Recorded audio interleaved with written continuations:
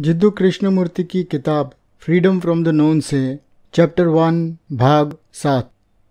सभी अधिकारियों से मुक्त होने के लिए अपने खुद के और दूसरों के हमें कल का सब कुछ भुलाना होगा, कल का सब कुछ खत्म करना होगा, ताकि हमारा मन हमेशा ताज़ा, हमेशा निर्दोष और जोश और जुनून से भरा रहे। और हम सिर्फ तब देख सकते हैं और सीख सकते हैं जब हम उस अवस्था में होते हैं, और इसके लिए बड़ी मात्रा में जागरूकता आवश्यक है। आपके अंदर क्या चल रहा है यह समझने के लिए वास्तविक जागरूकता की आवश्यकता है, जो चीज़ों को बांटे नहीं, चीज़ें किस तरह से होनी चाहिए या नहीं होनी चाहिए, या वह सही है या नहीं, उसका विश्लेषण नहीं करे। क्योंकि जिस वक्त आप सुधार करते हो, आप एक दूसरे अधिकारी, एक रोक टोक करने वाले को अपने अंदर पैदा करते हो। इसीलिए अब हम अपने आप को एक साथ जांचने और सीखने जा रहे हैं। हमारी जांच इस तरह नहीं होगी जहां पर एक व्यक्ति समझाता है और आप उसको पढ़ते हैं, सुनते हैं, सहमत या असहमत होते हैं।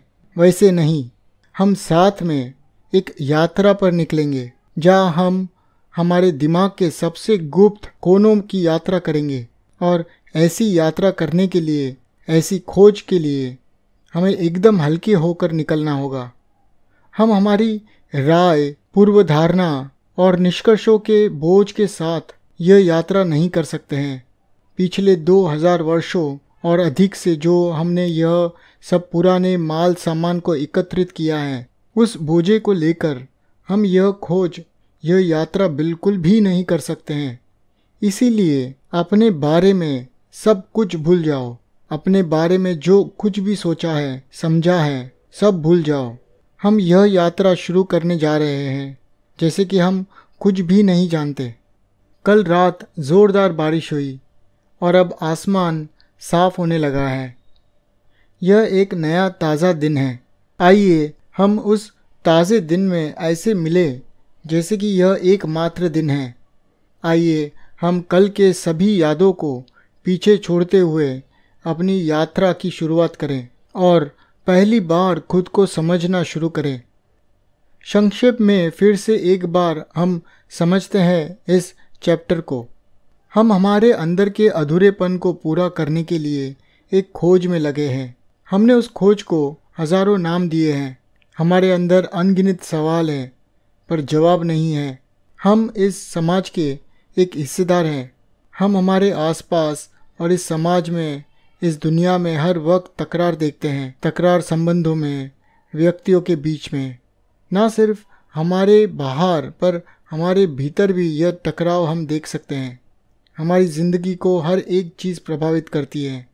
हम हमारे इस अधूरेपन को पूरा करने की खोज में हमने पारंपरिक तरीकों का सहारा लिया है, पर उससे हमें कोई फ़ायदा नहीं हुआ, बल्कि हम और ज़्यादा निर्दय और मतलबी बनते गए।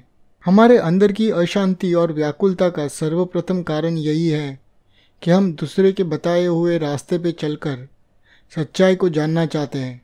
सबसे पहले यह सीखना है कि सच्चाई और भगवान की खोज खत्म करनी होगी। आप खुद को और खुद में अधूरापन महसूस करते हो क्योंकि आपको खुद के बारे में ज्ञान नहीं है, क्योंकि आप खुद को नहीं जानते हो। यह क्षेत्र, यह जीवन, सिर्फ इसके बारे में हम जानते हैं पर उसको पूरी तरह से समझ नहीं पाते। तो स्वाभाविक है हम इस ज़िंदगी में, इस जीवन की दौड़ में हमें डर लगेगा और हम किसी न किसी तरह से जाने अनजाने में चालाक तरीके से इन सभी कठिनाइयों से दूर भागना चाहेंगे, इनसे छुटकारा पाना चाहेंगे। पर जो है सो है। सच्चाई का कोई मार्ग, कोई रास्ता नहीं हो सकता, और सच्चाई की यही तो खूबसूरती है। एक सच्चाई हमेशा जीवित है। एक मरी हुई चीज़ का ही मार्ग हो सकता है क्योंकि वो स्थिर है। यही जीवित चीज़ आप हो। आपका गुस्सा, आपका क्रूर स्वभाव, हिंसक स्वरूप, आपकी मायूसी और निराशा, वेदना और दुख जिसमें आप जीते हो, यही सब आप हो। यही सच्चाई है।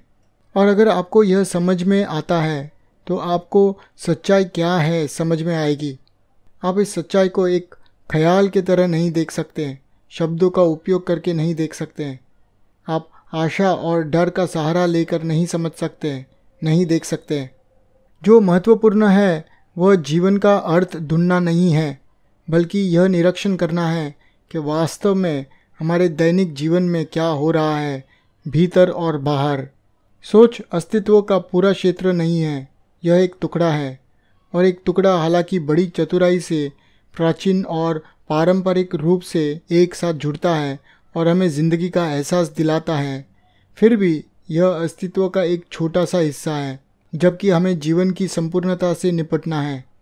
किसी को आपको बताने की ज़रूरत नहीं है कि कैसे देखना है, आप बस देखो।